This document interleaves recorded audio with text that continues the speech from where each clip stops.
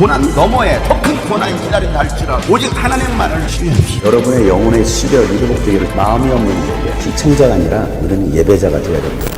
샬롬, 새날을 주신 하나님께 감사와 영광을 올려드립니다.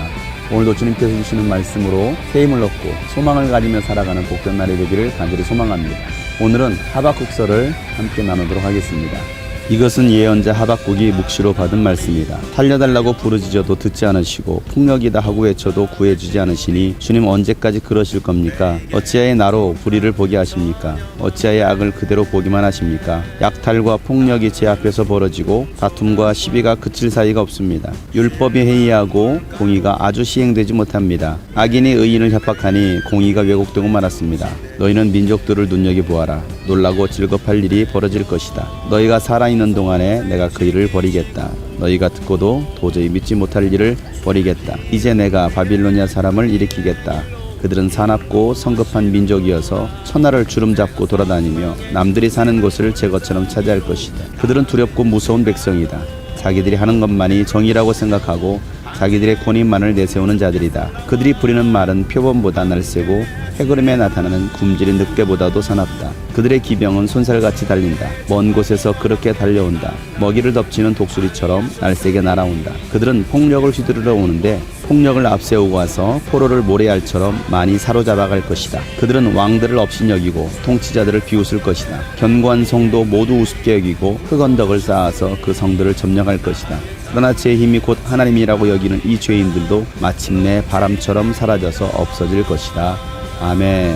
때는 BC 605년경입니다. 하박국 선지자는 북이스라엘이 아수르에 의해서 멸망당하고 남유다는 이집트의 지배를 당하고 있었습니다. 그리고 유다는 여호야김이 통치하고 있었습니다. 여호야김은 자기 동생이 왕이 된 것을 시기해서 이집트 왕과 내통하고 자기 동생을 제거합니다. 그 후로 여호야김은 이집트에 낼 조공을 위해서 백성들의 재산을 빼앗았습니다. 그로 인해서 예루살렘은 공평과 의가 사라지고 의인이 피를 흘려야 했습니다. 포악한 정치 지도자들을 위해서 백성들은 고통을 당하고 가난으로 인해서 심히 고통을 당하고 있었습니다. 그렇게 죄악으로 가득한 세상을 보면서 하박국 선지자는 하나님의 공의에 대해서 심히 고민을 하게 됩니다. 하나님은 왜 죄를 보시면서 심판하시지 않을까? 하나님의 공의는 과연 이 땅에서 실현되는 것일까? 하박국 선지자와 또 의인들은 살려달라고 하나님께 부르짖습니다. 또 예루살렘에 폭력으로 가득하다라고 외쳤습니다. 그런데도 하나님은 그들의 간구를 들어주시지 않는 것 같았습니다. 그래서 하박국 선지자는 어찌하여 나로 불의를 보게 하십니까? 어찌하여 악을 그대로 보기만 하십니까? 하고 질문하고 있습니다. 죄에 대해서 심판하시는 하나님께서 다툼과 시비가 있어도 하나님께서 심판하시지 않는 것 같았습니다.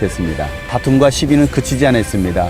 왕과 정치꾼들의 포악은 날로 심해졌습니다. 그렇다 보니까 예루살렘에서는 율법이 해이해지고 하나님의 말씀을 저버리는 사람들도 나오기 시작합니다. 악인들은 계속해서 의인을 협박합니다. 그래서 결국 공의가 왜곡되고 말았습니다. 오늘 우리가 사는 시대도 마찬가지입니다. 하나님 말씀대로 복음대로 살려고 하면 사람들은 협박 아닌 협박을 합니다. 신앙생활을 적당히 해야지 너무 광신도처럼 하지 말라라고 말을 합니다. 그러면서 신앙생활에 열심을 내는 사람들을 비난하고 핍박을 합니다. 그래서 그것을 견디지 못한 사람들은 적당히 세상과 타협하게 됩니다. 신앙생활을 자기 입맛에 맞추고 자기 생각대로 하는 것입니다. 하나님의 말씀을 받아들일 때도 자기에게 이로운 말씀, 자기에게 유익된 말씀, 자기에게 듣기 좋은 말씀만을 받아들이려고 합니다. 진리가 왜곡되고 있습니다. 공의가 사라지고 있습니다. 이 땅에 불법으로 가득 차 있습니다. 하나님은 도대체 무슨 일을 하고 계십니까? 이 하박국 선지자의 질문에 하나님은 이 모든 일들을 하나님께서 하고 계신다라고 말씀하십니다. 하나님의 백성들이 하나님의 말씀을 떠나고 포악하게 살아가는 거, 의인들을 괴롭히는 거, 이 모든 것들이 하나님 계획 안에 있다라는 것입니다. 그리고 하나님은 악인들이 이 땅에서 승승장구하는 것을 보시고만 계시지 않습니다. 하나님의 공의를 떠난 백성들을 향하여서 하나님은 반드시 심판하십니다. 유다 왕 여호야김이 하나님을 의지하는 것이 아니라 이집트 왕을 의지하고 있습니다. 이집트가 그들을 도와줄 거라고 생각합니다. 이집트와 함께 할 때 안전할 거라고 생각하고 있습니다. 그런데 하나님은 바벨론을 들어서 이집트를 치시고 예루살렘을 포위하시고 결국 예루살렘을 함락시키십니다. 바벨론을 들어서 예루살렘을 치시는 것도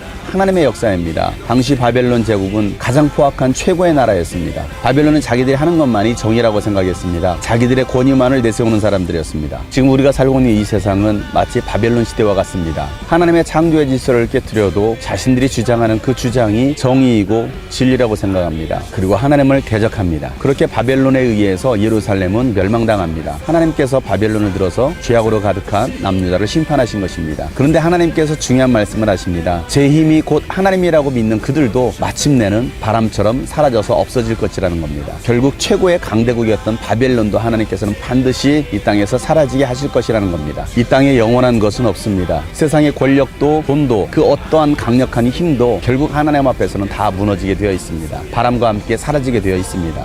영원히 남는 것은 하나님의 나라입니다. 하나님의 말씀만은 영원합니다. 사랑하는 여러분, 우리가 의지할 것은 이집트도 아닙니다. 바벨론도 아닙니다. 우리가 의지할 분은 영원하신 살아계신 하나님이십니다. 이 땅의 모든 것은 바람과 함께 사라질 것입니다.